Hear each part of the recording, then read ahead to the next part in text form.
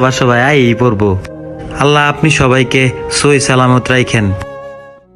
না, ওর লেগে আমার একটু ভাল লাগতেছে না। আরে আশিক, কখন এলে তুমি? আসসালামু আলাইকুম আব্বা। ওয়ালাইকুম আসসালাম। কখন আইছো তুমি? এই তো আসছি, একটু আগে আসছি, এই মাত্র এখানে বসলাম আর কি। কি বাবা, তোর মন খারাপ কেন? আরে বাবা, তোমার জন্য মার্কেট সবকিছু করে রাখছি।